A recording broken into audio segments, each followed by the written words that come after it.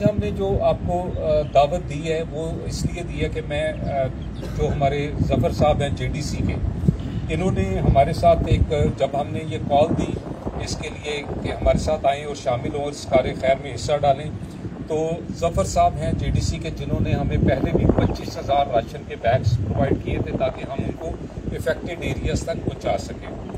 हमारी वो जो सारी काविश थी वो जब हमने इनके साथ शेयर की तो उसके बाद उन्होंने 25,000 राशन बैग्स और हमारे साथ कमिट किए और आज उन्हीं 25,000 बैग्स को ये एयरफोर्स को हैंड ओवर करेंगे ताकि जो डिज़र्विंग लोग हैं, इफेक्टेड एरियाज़ हैं, वहाँ तक हम उनको पहुँचा सकें। उसके लिए हम 2-3 ज़राए को इस्तेमाल करते हैं, जैसा मैंने पिछले बताया कि C-130s हैं, हेलीकॉप्टर्स को इस्तेमाल किया जा रहा है और उसके अलावा जो हमारी ग्राउंड मूवमेंट है वो हमारी अपनी ट्रांसपोर्ट के ज़रिए होती है ताकि वो मुख्तलिफ जगह जो इनएक्सेसिबल एरियाज़ हैं वहाँ तक हम पहुँच सकें। तो इस सिलसिले में अभी तक हमने तकरीबन 289 सॉर्टीज़ C-130 और हेलीकॉप्टर्स की फ़्लाई की हैं, जिसके अंदर हमने हज़ारों टन जो सामान है वो पहुँचाया, जिसकी मैंने पहले आपको तफसील बता दी है। वो ज़्यादातर C-130s के ज़रिए हमने पहुँचाया था। फिर हेलीकॉप्टर्स के ज़रिए उन एरियाज़ में हमने वहाँ पर ड्रॉप दिए हैं जहाँ पे कोई भी इनएक्सेसिबल थे, वो बिल्कुल कट ऑफ हुए हुए थे। अभी भी कुछ एरिया जो कट ऑफ है वहाँ अभी भी हम हेलीकॉप्टर्स के ज़रिए अपना ऑपरेशन जारी रखे हुए हैं। अब आज इंशाल्लाह ताला ज़फ़र भाई हमें 25,000 राशन के बैग्स देंगे और ये हमारा टारगेट ये है कि अगले नेक्स्ट 10 डेज़ के अंदर अंदर ये राशन बैग जो डिज़र्विंग लोग हैं उन तक हम पहुँचा दें। और उसके लिए हमारा पूरा प्लान हमने कर लिया हुआ कि किस एरिया में कितने राशन बैग्स जाएंगे और वहाँ पे उनकी आगे हमारी जो फर्दर टीम है उनको किस तरीके से वो डिवाइड करेंगे। इस सिलसिले में आज ज़फ़र साहब हैं, कमिश्नर कराची भी आए हैं ताकि ये भी हमारे वो उसको कर सके। अदील मलिक साहब हैं बैरियर टाउन से, जिन्होंने इसमें काफ़ी हमें कंट्रीब्यूशन है इनका। तो ये सब लोग आज मेरे साथ मौजूद हैं। इदरीस डीगी साहब हैं जो हमारे चीफ कोऑर्डिनेटर हैं इस सारी एफर्ट के। ये सब हज़रात आज मौजूद हैं और इंशाल्लाह ताला इस तकरीब के बाद ये हमें ये बैग हैंड ओवर कर दिए जाएंगे। मैं ख़ास तौर पे ज़फ़र साहब का बहुत शुक्रगुज़ार हूँ कि आपने हमारी जो एक कॉल थी उस पर आपने हमारे साथ कोऑपरेट किया और इतना ज़्यादा हमें रिस्पांस दिया, जो कि शायद मैं भी इतना वैसे रिस्पांस एक्सपेक्ट नहीं कर रहा था। अपार्ट फ्राम ज़फ़र साहब there are many more donors who are doing every day, हमारे साथ ताउन कर रहे हैं। मेरी तरफ से यही था। बाकी अगर आप लोग का कोई सॉरी मैं ज़फ़र साहब को दावत दूँगा फिर वो आके तो उसके ऊपर कुछ बता। मैं सबसे पहले शुक्रिया अदा करूँगा सर आपका और पाकिस्तान एयरफोर्स का कि देखिए जेडीसी पहले दिन से ऑपरेशन कर रही है, न सिर्फ एमएससिटी लगा रही है बल्कि सैकड़ों हज़ारों ट्रक यहाँ से रेडी फूड, बिस्किट, जूस ये रवाना किया। लेकिन एक वक्त ऐसा आया जब आप एक कार्टन भी लेकर आगे नहीं बढ़ सकते थे। लोगों को भूखा बैठे हुए 20, 15, 25 दिन हो चुके थे और वो हमला कर रहे थे। लाजमी बात है और जायज़ उनका हक बनता था कि अपना हक छीने। तो उसके लिए हमें ज़रूरत थी एक ऐसे इदारे की जिसकी पहुँच एक एक घर, एक एक गांव, एक एक देहात तक हो। तो वो उस वक्त हमने तमाम इदारों से रब्ते किए। उसमें एयरफोर्स के पास हमें C-130 तैयारे, हेलीकॉप्टर, कश्तियाँ, रेलगाड़ी जो जिसके अंदर इनके पास वो बोगियाँ होती हैं, वो इनके ट्रक जिनकी हाइट मेरी हाइट से ऊँची है, वो ये तमाम चीज़ें इनके पास थी। और उसके बाद हमने इनके साथ मिलके एक ड्राइव शुरू की और अल्हम्दुलिल्लाह इस वक्त जब मैं आपसे बात कर रहा हूँ इस वक्त 1 लाख राशन के बोरों की ड्राइव जारी है, जिसके अंदर 25,000 बोरे पाकिस्तान एयरफोर्स ने डिस्ट्रीब्यूट किए और कमाल डिस्ट्रीब्यूट किए कि ट्रक कितने किलोमीटर चला है बेस से वो तक फिगर इन्होंने फराहम किया, जिसकी हमें ज़रूरत नहीं थी, ना हमने इनसे मांगा था। और इस वक्त 25,000 बोरे मजीद यहाँ पैक हो रहे और ये तमाम चीज़ें 50,000 इनके हैंड ओवर हो जाएगा। पूरा 50,000 इस वक्त जब मैं आपसे बात कर रहा हूँ PIB क्रिकेट स्टेडियम में पाकिस्तान सिंध रेंजर्स को हम दे रहे हैं। वहाँ सामान उतर चुका है, सिर्फ मेरे ख्याल में चाय की पत्ती रह गई है, वहाँ भी पैकिंग का आगाज हो जाएगा।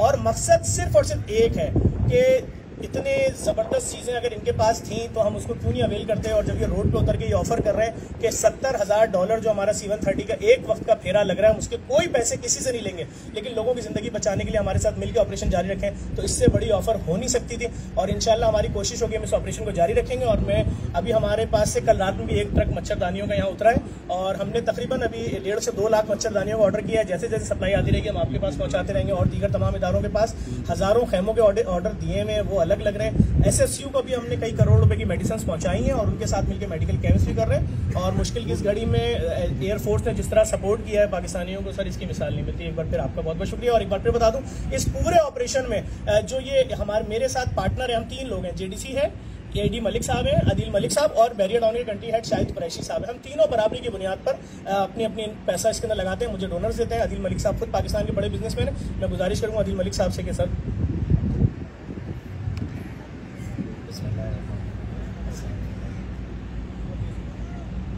जी, सबसे पहले तो मैं पाकिस्तान एयरफोर्स का शुक्रिया अदा करता हूँ कि उन्होंने ये बड़ी ज़बरदस्त ये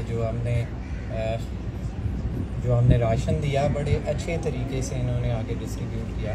तो ज़फ़र भाई आपका भी बहुत बहुत शुक्रिया, और हमारे कंट्री हेड हैं शाहिद महमूद कुरैशी साहब। और दूसरा मैं अपनी सारी बिल्डर कम्युनिटी का शुक्रिया अदा करता हूँ जिन्होंने मुझे 2 दिन में 25 करोड़ रुपया दिया है। तो इंशाल्लाह ताला हम इस काज में पाकिस्तानियों के साथ हैं, ज़फ़र भाई JDC के साथ हैं, पाकिस्तान एयरफोर्स के साथ हैं, और इंशाल्लाह हमसे जितना हो सका हम बढ़ चढ़ के पाकिस्तान के लिए।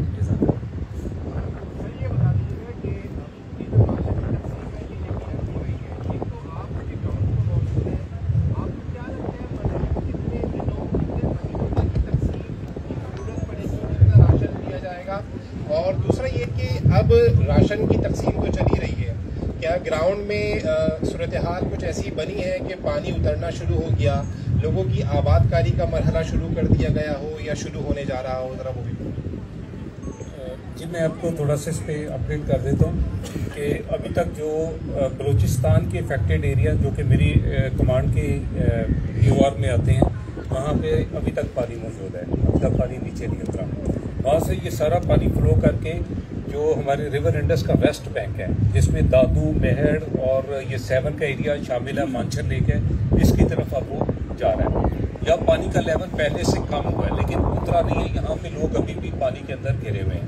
जिससे अगर आपके नॉलेज में होगा कि अभी भी 7 और दादू के दरमियान कोई सड़क अवेलेबल नहीं है। वहाँ पे वो सारे का सारे इस वक्त भी पानी के अंदर है। हमारी जो कैलकुलेशन है, जिस तरीके से पानी निकल रहा है, हम ये एक्सपेक्ट करें कि 1 महीने में यहाँ पे तकरीबन इस एरिया में 75% पानी निकल जाएगा। जो ईस्टर्न बैंक है जिसकी में ये नवाबशाह और ये वाले एरियाज आ जाते हैं, ईस्टर्न बैंक की तरफ यह है कि जो तो दरिया के करीब थे, सैलाब का पानी था, वो तो नीचे चला गया है। लेकिन अब जो इसका बारिश का पानी था, जैसा मैंने पहले बताया था, अब वो अभी भी अपनी जगह पे ट्रैप है। तो अब वो सिंध गवर्नमेंट उसमें काफ़ी एफर्ट करी इसी तरह से उस पानी को निकाला जाए, लेकिन उसमें भी कुछ टाइम लगेगा। तो जो राशन ड्राइव है, जो हमारी एक अंदाज़ा है, क्योंकि जब तक अगली फसल ना आ जाए, क्योंकि लोगों के पास लाइवलीहुड अवेलेबल नहीं है इस वक्त, उनका लाइफ स्टॉक जा चुका है। उन्होंने जो एक अपना वो स्टोर किया होता है, आपके गांव देहात का सिस्टम पता हो कि वो जब भी कोई फसल आती है तो अपने लिए वो स्टोरेज कर लेते हैं ताकि अगली फसल तक वो चला सकें, तो वो सब ख़त्म है।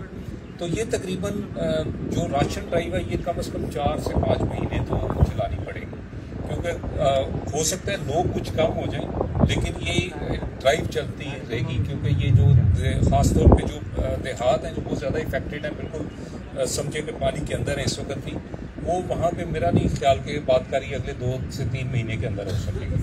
अस्सलाम वालेकुम, मेरा नाम असलम हैदर है, KTN न्यूज़ से मेरा ताल्लुक है। बाहर की दुनिया से ये हमें जो कुछ एरियाज में नेवी कर रही है, तो ये हमने अपना एक कोऑर्डिनेशन मैकेनिज्म बनाया हुआ है, तो वो उस के हिसाब से NDA में एयरफोर्स को हैंड ओवर करती है और एयरफोर्स फर्दर उसको डिस्ट्रीब्यूट करती है। सिमिलरली वो आर्मी को हैंड ओवर होता है और वो आगे सीजर से डिस्ट्रीब्यूट होता है, और फिर नेवी को हैंड ओवर होता है और डिस्ट्रीब्यूट होता है। वो तो जो बाहर से आ रहा है, लेकिन आपको मैं सिर्फ एक चीज़ थोड़ा सा बता दूं कि जो बाहर से जितना सामान आ रहा है, उससे ज़्यादा सामान हमारे अपने पाकिस्तानी लोगों ने दिया है, क्योंकि वो जहाज़ की एक बड़ी लिमिटेड कैपेसिटी होती है, आप ये याद रखें। वो अभी एग्जैक्ट फिगर मेरे पास नहीं है, लेकिन मेरा ख्याल में जो UAE से तकरीबन 16 C-130 का सामान आएगा। अब एक C-130 में 15 टन सामान होता है, तो अब आप उससे खुद अंदाज़ा लगा सकते हैं कि ये सिर्फ ज़फ़र साहब ने हमें 500 टन राशन बैग एक वक्त में प्रोवाइड कर दिया। तो ये 500, ये 1000 तो इधर से आ गए, तो वो उससे तकरीबन 5 गुना ज़्यादा वो सामान था। इसी तरह ये तो वो है जो मैंने बताया कि जो हमने अपने रिसोर्सेज से या जो हमारे डोनर्स ने दिया, क्योंकि ये जो बाहर से सामान आया ये डिफरेंट आता रहा और हम उसको उसी तरह से डिस्ट्रीब्यूट करते रहे, तो उसके चूँकि फिगर्स NDA में के पास हैं, तो वो इसलिए मैंने इसमें एयरफोर्स की ड्राइव उसको काउंट नहीं किया। लेकिन ये सामान बड़ा शफाफियत के साथ इसको डिस्ट्रीब्यूट किया गया है, ये मैं आपको श्योर कराता हूँ। जो भी सामान आया उसको बड़े तरीके से, जिस तरह से हम बाकी डोनर्स का करें उसी तरह से बाकी और ये ना सिर्फ एयरफोर्स, नेवी, आर्मी, रेंजर्स सब इसी तरह अपनी जिम्मेदारी के साथ इस को वो कर रहे हैं। उसमें कोई हमने हमारी खार को कोशिश ये है कि जो डिजर्विंग आदमी उस तक ये पहुँचे। ये सब सर ये बताइएगा कि इमदाद तो बहुत दी जा रही है, बाहर ममालिक से भी आ रही है, लेकिन जितने भी रिलीफ कैंप हैं हमने जो दौरा किया है वहाँ हमें जितने भी लोग हैं वो रोते हुए दिखाई देते हैं। वो कहते हैं कि इमदाद पूरी तरीके से हम तक पहुँच नहीं पा रही है। और दूसरा ये कि जो ये टेंट है, कहा जाता है कि इतने हजारों टेंट दिए जा रहे हैं, लेकिन वो कहाँ दिए जा रहे हैं? क्योंकि जिन लोगों से हम मिलकर आते हैं वो कहते हैं हमें तो यहाँ पर टेंट या खैमा मुहैया ही नहीं किया जा रहा। असल में जो इसका हुजम है ना, वो मैं आपको बता दूं कि तकरीबन जो हमारा अंदाज़ा है ये 20 मिलियन से ज़्यादा लोग हैं, ये 2 करोड़ लोग बनते हैं। तो अभी तक जो मैंने बताया कि एयरफोर्स के मैंने बताया कि 6000 हमने टेंट्स लिए, तो 6000 टेंट्स में 6000 फैमिलीज ही आ सकती हैं। अब मैं बाकियों के बारे में तो उस तरह से नहीं कह सकता, लेकिन जो मैंने फ़ज़ाई जायज़ा लिया है उसमें तकरीबन 70% के लोग, 80% लोग टेंट्स के अंदर हैं। आपको टेंट्स नज़र आते हैं, आपको ऐसी जगह भी नज़र आती है जहाँ पे लोगों ने चारपाइयाँ लगा के और ऊपर वो किया हुआ। ऐसे भी लोग, मैं ये नहीं कहता 100% को चला गया, क्योंकि ये हुजम बहुत ज़्यादा है। फिर कुछ ऐसे एरियाज़ है कि वो इनएक्सेसिबल है, वहाँ तक आप जा नहीं सकते हैं। वहाँ पे बोट्स पे जाना पड़ता है, तो वो जब आप बोट्स पे जो सर जाते हैं तो वो कैपेसिटी आपकी लिमिटेड रह जाती है, तो वो हर जगह पहुँचना शायद अभी तक उस तरह से मुमकिन नहीं हो पा रहा था। तो ये कि जो सामान आया है वो जो हमारी दूसरी एनजीओज है वो तो इतना कोई इफेक्टिवली नहीं वहाँ पे डिस्ट्रीब्यूट कर सकी, जो पहले जफर साहब ने बताया उस रीज़न से। लेकिन जो फोर्सेस के थ्रू डिस्ट्रीब्यूट हुआ है वो बिल्कुल ठीक तरीके से लोगों तक पहुँचाया जा रहा है। अब मैं आपको एग्जांपल देता हूँ, हमारा 7 टेंट सिटी है, आप कभी भी वहाँ जाके विजिट कर सकते हैं। ये एक उसका वहाँ पे तकरीबन मैंने बताया कि 15,000 लोग रह रहे हैं। उन लोगों को 2 वक्त का खाना हर दिया जाता है, पका के दिया जा रहा है। तो जहाँ पे हम कुक फूड दे रहे हैं वहाँ पे हम राशन बैग नहीं देते हैं, इसलिए कि उसकी किसी काम का है नहीं है। हम जब कुक फूड दे रहे हैं तो वहाँ पे राशन बैग उस बंदे को देंगे जिसको हम कुक फूड नहीं पहुँचा सकते, और वहाँ पे लोगों को पहुँचाया जा रहा है। और दूसरा एक शायद और भी एफर्ट करने की ज़रूरत है, शायद नहीं यकीनन बहुत ज़्यादा एफर्ट करने की ज़रूरत है, लेकिन वो जब सब लोग शामिल होंगे तो वो तभी इसको मेरे ख्याल में से एफर्ट का कोई आएगा। तो लेकिन ये कि अभी मैं सेटिस्फाइड हूँ कि सफिशेंट एफर्ट की जा रही है। ये बता दीजिएगा कि बहुत ज़्यादा सोशल मीडिया पे कुछ फुटेजेस वायरल हो रही हैं जिसमें एयरफोर्स की जानिब से हेलीकॉप्टर से राशन फेंका जाता है, वो राशन बैग नीचे फट जाता है। तो क्या समझते हैं, या तो वो वीडियो जाली है या फिर ये हुआ है किसी जगह पर? तो ये बता दीजिएगा क्या इसी तरह राशन की तकसीम का सिलसिला है सर, या फिर बाकायदा ऑन ग्राउंड जाकर भी हो रहा है? जी, मैं आपको उस पर बता देता हूँ। वो एक फुटेज थी, उसमें आप देखें कि वो ब्लू और वाइट कलर का हेलीकॉप्टर है, वो पाकिस्तान एयरफोर्स का नहीं है। वो नाम लेना मुनासिब नहीं है, वो एक गवर्नमेंटल एजेंसी नहीं है, तो वो हम लोग उस तरीके से नहीं करते। हम पूरा पहले एक सर्वे करते हैं कि वहाँ पे कितनी पॉपुलेशन है। ये लेट्स से ये एक आइसोलेटेड एरिया है। गंदाहा की मैं चलिए आपको एग्जांपल दे दीजिए। गंदाहा एक एरिया है बलोचिस्तान में, यहाँ पे हमें पता है कि तकरीबन 4000 के करीब वहाँ पे लोग ट्रैप थे। तो हमने ये किया कि वहाँ पे जो डिस्ट्रिक्ट एडमिनिस्ट्रेशन थी हमने उनसे कांटेक्ट किया और उन्होंने बताया कि आप इस फलानी जगह को कार्डन ऑफ करें, हमें खुश्क जगह बताएं कि कौन सी अवेलेबल है। उन्होंने बताया, हमने अपने जो हमारा तरीकाकार होता है कोऑर्डिनेट्स मैप्स के ऊपर वो करके हम वहाँ गए, उन्होंने उनको कार्डन ऑफ किया। हमारे हेलीकॉप्टर बिल्कुल 5 फुट के ऊपर आके होवर किया और वहाँ से उनको बैग्स को उतारा गया। और ये हर जगह हमारा हम करें, आर्मी करे या नेवी करे, हमारा यही तरीकाकार है। वो तो हमें भी अंदाजा है कि अगर आप उस तरीके से वो राशन बैग को इतनी हाइट से फेंकेंगे तो वो किसी के काम का नहीं है। पानी नीचे है, पानी में गिरेगा तो ज़ाया हो जाएगा, उसका कोई फ़ायदा नहीं है। उसके अलावा वो तकरीबन एक राशन बैग मिनिमम 20 kg के वेट का, ये मैं मिनिमम बता रहा हूँ, इससे भारी भी है। ये मिनिमम 20 kg का जो राशन बैग था, अगर वो नीचे लोग हों और किसी के हम गिराएं और किसी के सर पे गिर जाए तो उधर भी उसकी डेथ हो जाएगी। 20 kg बहुत ज़्यादा वेट होता है, उसकी गर्दन टूट सकती है। तो हम बड़े एहतियात से ये काम करते हैं क्योंकि we are train to do this type of operation. ये इनको ह्यूमन डिजास्टर रिलीफ ऑपरेशंस कहते हैं। ये प्रॉपर एक इसकी पूरी हमारे पायलट्स को, जो हमारा क्रू है, इनको ट्रेनिंग कराई जाती है। ये इस तरह से नहीं है। वो आप उस फुटेज, एक फुटेज अवेलेबल है मेरे ख्याल में, वो मैंने भी देखी है, मेरे पास बहुत सारी क्यूरीज आई, चूँकि हम यूजुअली एयरफोर्स की अपनी फुटेज नहीं देते हैं, लेकिन चंद लोगों को सैंपल के तौर पे हमने दिखा दी, उनको दी नहीं है हमने। तो वो हम आई डोंट नो वो मीडिया को हम प्लीज़ कभी कर सके तो हम कर देंगे कि दिस इज वो रन डाउन दिया तो उसमें मैंने कुछ चीज़ें छोड़ दी थी। बड़ा अच्छा आपने सवाल पूछा है, मैं इसका जवाब दे देता हूँ कि इस चीज़ का हमारे जो चीफ ऑफ एयर स्टाफ हैं उन्होंने तकरीबन 1 महीना पहले इसका इदराक किया और उन्होंने खुसूसी हदायत के ऊपर हमने ये infant milk baby formula milk जो है ये हमने हज़ारों की तादाद में डब्बे एक्वायर किए और हमने राशन बैग के अंदर नहीं वो डाले। हमारी जहां मेडिकल की टीम जाती हैं, जहां हमारे कैंप हैं, जिनके पास साथ सीट पर बच्चा है, दूध और उसके साथ फीडर, ये हम हर एक को प्रोवाइड कर रहे हैं जितने लोग वहाँ पे जहाँ जहाँ तक हमारी एक्सेस है। जब हम राशन को ज़मीन से डिवाइड करने जाते हैं तो उस टीम के पास ये दूध भी होती हैं और उनके साथ फीडर्स भी होते हैं, तो जिसको ज़रूरत होती है हम उसको पहुंचा देते हैं। इसी तरह आपने लेडीज़ की बात की, उनकी सैनिटरी किट्स जो हैं वो भी हम करते हैं, लेकिन वो भी एक तरीके से है ताकि आपको पता है हमारा माशरे का पूरा वो उसको रखते हुए कि जहाँ सिर्फ लेडीज़ को वो हमारी लेडी डॉक्टर साथ होती हैं वो प्रोवाइड करती हैं। तो इस तरह ये है कि जहाँ पे हमने ये राशन भेजे हैं, हमने मेरा ख्याल में 1000 किलो, और बाकी कोशिश ये करते हैं कि जहाँ हम राशन प्रोवाइड करने जा रहे हैं वहाँ हमारी मेडिकल की टीम साथ होती है, वो अपना छोटा सा कैंप एस्टैब्लिश करते हैं और उस दिन के लिए वहाँ पे जितने लोग हैं उनको हम फ्री मेडिसिन और वो सारा कुछ करके दे रहे हैं। जी ज़हीम साहब, जी अभी ये जफर साहब ने बताया कि 10,000 बच्चों के फीडर जो है वो हमें प्रोवाइड करेंगे, मिल्क और फीडर दोनों। तो ये आई थिंक ये बहुत शुक्रिया जफर साहब आपका, थैंक यू वेरी मच जी। और अदील मलिक साहब ने और जफर साहब ने कमिट किया है, और मैं ट्रैक रिकॉर्ड ये कहता जो ये कमिटमेंट करते हैं उसको पूरा कर देते हैं, तो मैं आपका बड़ा शुक्रगुजार हूँ, थैंक यू वेरी मच। ज़हीम साहब ये बताइएगा कि जैसे आपने खुद अभी फरमाया कि खासकर जो बिजनेस लाइफ है उसमें जो कुछ उन्होंने पसंदाज किया हुआ था वो ऑलमोस्ट ख़त्म हो गया, अगली फसल तक।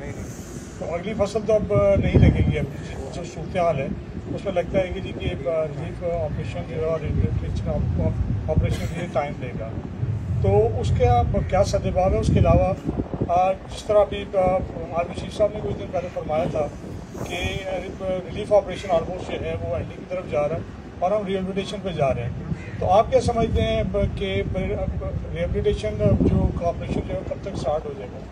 अच्छा, मेरी कुछ दिन पहले चीफ मिनिस्टर साहब से इस मौजू के ऊपर मुलाकात हुई थी और वहाँ पे हमने सारी चीज़ को डिस्कस किया, तो हमारा भी ये अंदाज़ा है और उनके चीफ सेक्रेटरी भी थे, तो उनके साथ हमारे डिस्कशन के बाद ये है कि जो सिंध में 70% एरिया है इसमें गंदम की फसल काश्त हो जाएगी। तो मैंने उनसे ये रिक्वेस्ट की कि आप कोई तरीक़ाकार बनाएं जहाँ इन लोगों का बीज नहीं है, तो वो गवर्नमेंट उसके ऊपर काम कर रही है, और उसमें मैंने कहा था कि जहाँ हमारी हेल्प की ज़रूरत होगी तो वो हम कर देंगे आपको, जहाँ पे भी आप हमारी सपोर्ट चाहते हैं एयरफोर्स की, तो वो उनके साथ वी आर इन लिज़ान। तो वो गवर्नमेंट वहाँ पे जो गवर्नमेंट का प्लान है गवर्नमेंट ऑफ सिंध का कि वो वहाँ पे बीज देंगे, और मैंने उनसे कमिट किया कि हम तकरीबन 25 मिलियन की यूरिया खाद उनको फराहम करेंगे जो भी वहाँ पे इफेक्टेड वो होंगे जो किसान है, क्योंकि उनके पास तो बेचारों के पास अब सकत नहीं है खरीदने की, तो लेकिन वो करेंगे हम सिंध गवर्नमेंट के साथ मिलकर, because they have the data, उनके पास वो सारा डेटा अवेलेबल है। अब हम करेंगे तो वो शायद वो इतना इफेक्टिव नहीं होगा, तो उनके साथ मिलके वो हम करेंगे। रीहैब का काम जहाँ जहाँ पानी निकल रहा है वहाँ पे तकरीबन ये 10-15 दिन के अंदर शुरू हो जाएगा।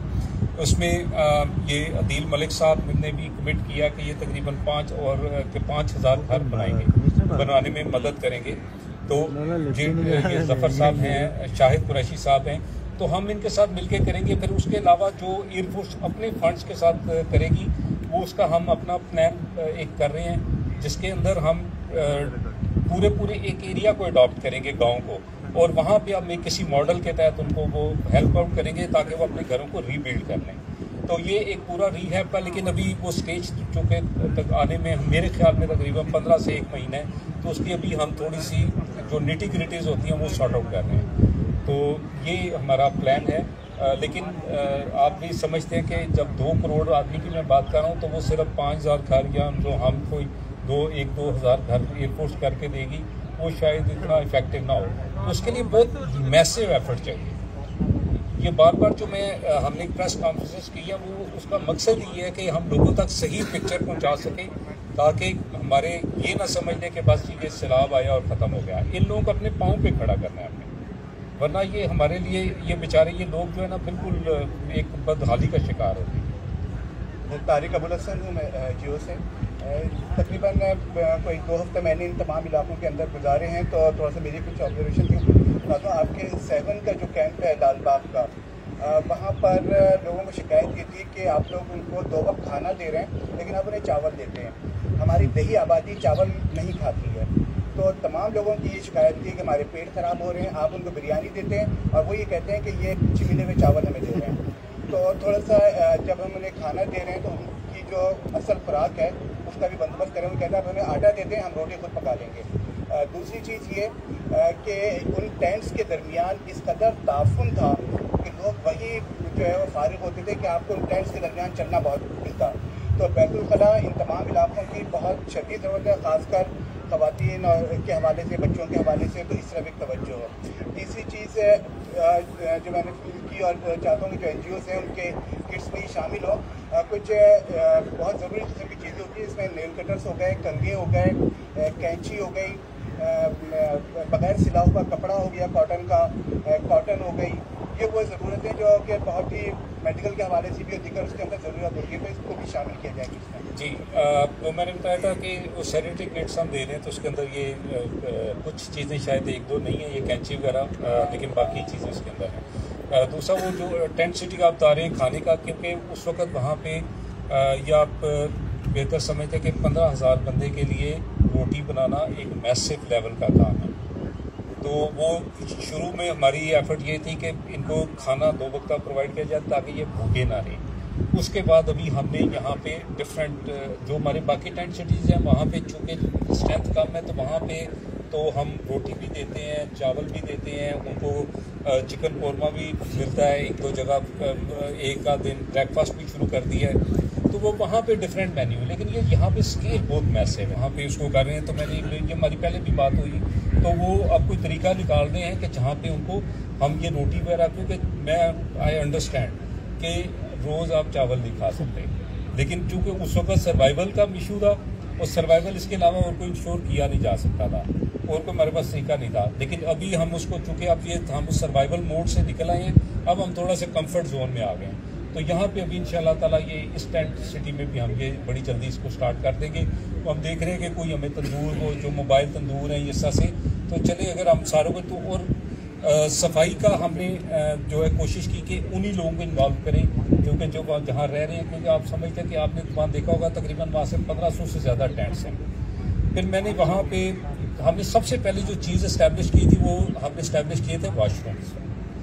अब जब मैंने वहाँ पे तकरीबन 50 से ज़ायद वाशरूम इस्टेब्लिश किए, जिसके लिए हमने बड़ी वो फील्ड टेंट वहाँ पे वो हो सकते हैं फील्ड टेंट्स के अंदर उसके, बट अनफॉर्चुनेटली हुआ ये है कि लोग वो उखाड़ के भाग। अब आप मुझे बताएं मैं वहाँ क्या करूँ। मैंने 2 दफ़ा वहाँ पे वाशरूम इस्टेब्लिश किए, वो प्रॉपर ईस्टर्न मोड़ लगा के और उसका प्रॉपर सिलसिला करके, क्योंकि हम अंडरस्टैंड करते हैं कि खवातीन है, बंदे तो चले इधर उधर चले जाएंगे, लेडीज़ के लिए बड़ा प्रॉब्लम है, बच्चों के लिए प्रॉब्लम है। तो हमने पहली चीज़ वहाँ इस्टेब्लिश की, टेंट भी लगाने से पहले वो वाशरूम से, तो वो मैं 2 दफ़ा बनवा चुका हूँ, लेकिन मैं चले 3री दफ़ा भी बनवा देता हूँ, क्योंकि वो एक वाशरूम बनाने में ना काफ़ी पैसा लगता है। लेकिन वो अनफॉर्चुनेटली वो अब वो मुनासिब नहीं लगता कि जी वो हिफाजत का बंदोबस्त किया हुआ है, लेकिन वो स्केल इतना मैसिव है। अब वो रात के वक्त वही लोग जो वहाँ रह रहे हैं वही सारा गड़बड़ कर रहे हैं, तो वो प्रॉब्लम हमें ये है।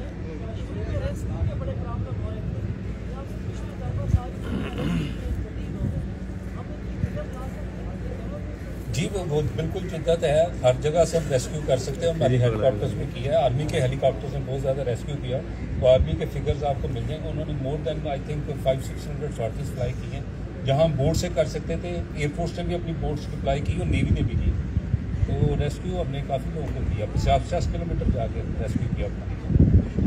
अच्छा ये चीज़ देख लें आप लोग, जो हमारे बोरे होते हैं ये इस तरह प्लास्टिक में बैग, किसी भी बारिश में ख़राब कुछ नहीं होता ही, देखिए 10 किलो का बोरा, इससे पहले वाली बैंक जो हमारी ड्राइव थी उसमें भी ये बोरा इसके अंदर जाएगा और उसके बाद इसमें गिट्ठा लग जाएगी, बस इसमें ऐसे गिट्ठा लगेगी और उस गिट्ठा को लगने के बाद ये बोरा इस वाले बोरे के अंदर जाता है।